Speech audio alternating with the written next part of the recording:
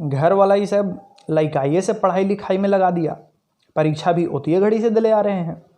तो एनुअल परीक्षा के अंतिम दिन अलग रोमांच होता था।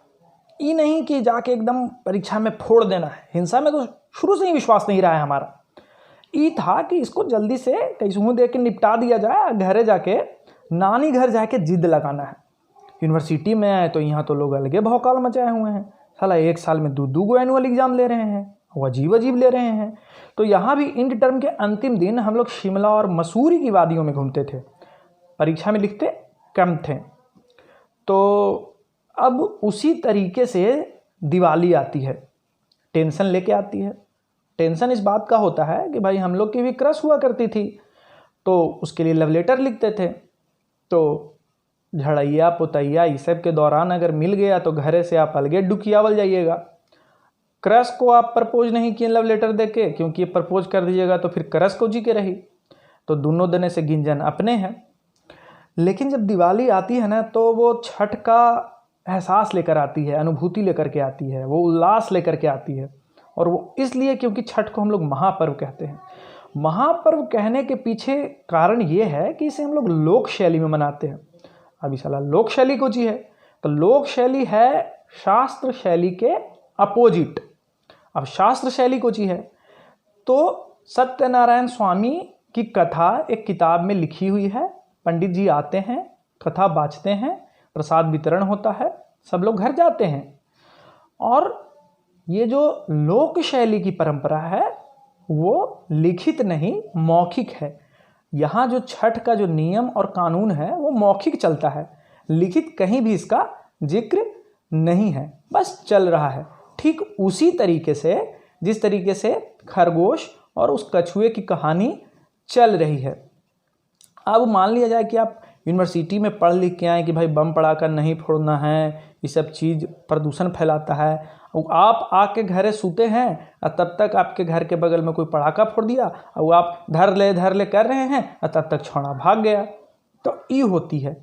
अब महापर्व है तो इसकी शुरुआत होती है नहाए खाए से। उस दिन दाल भात और कंपलसरी कद्दू का सब्जी बनना है। गोभी बनवा लिए तो अलग बात है, लेकिन पनीर नहीं बनता है। शक्ति प्रदर्शन यहाँ नहीं, सबके यहाँ वही प्रसाद बनेगा और वही सब कोई पाएगा। यहाँ पर कोई ऊंच नीच का भेदभाव नहीं है। दूसरे दिन जब हम लोग लोहड़ा का प्रसादी खाए के न्योता देते हैं तो चीन अनचीन सबको कह देते हैं कि भाई तोरो आवेला हो, तू ना में तो तोरा तो मुँह फुला देबो। तो ये होता है परंपरा। आजकल तो फेसबुकों पर लोग इग्नोर कर देते हैं, तो अलग बात है। अब यहाँ भी करिया अगोर दोनों खीर बनता है, यहाँ कोई करिया गोर का भेदभाव नहीं होता है, तो दोनों बनता है। अब तीसरे दिन हम लोग साफ सफाई करते हैं, खुद से करते हैं, तो उस दौरान बहुत सारी बातें निकल जाती हैं। अब घाट पर जाते हैं तो ज़मीन से जुड़े हुए आदमी हैं तो बिना चप्पल पहन ले जाते हैं, तो कंकड़ गड़ता है, पीछे से कहते हैं अरे बाबू दौरा ले हैं, जल्दी चलो, तो हम लोग जल्दी भाग जाते हैं।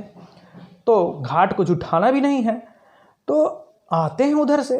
अब दूसरा दिन क्या होता है कि एग्ज़ाम को लेकर के हम लोग भले सवेरे ना उठे, लेकिन इस दिन उठना ही उठना है, नहाना है ठंडा के दिन में भाई, फिर जाना है। उस दिन हम लोग को प्रसादी मिलता है, जो चिन्हल घाट रहता है उस पर भी लेते हैं, अनचिन घाट रहता है उस पर भी लेते हैं। अनचिन घाट पर जो चिन्हल चेहरा रहता है उसके लिए खास करके जाते हैं। प्रसादी मिले न मिले अलग बात है, लेकिन मिल ही जाता है। तो ये सारी चीज़ें रहती हैं। तो लोक पर्व की सबसे बड़ी विशेषता यहाँ पर क्या है कि भेदभाव नहीं है। मनुष्य अपना मौलिक स्वभाव प्रकट करता है, आर्टिफिशियल नेचर नहीं प्रकट करता है।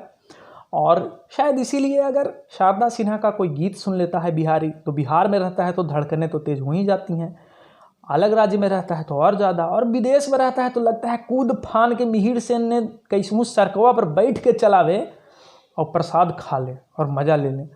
तो यही इस पर्व की विशेषता है जो इसे महान बनाती है। धन्यवाद।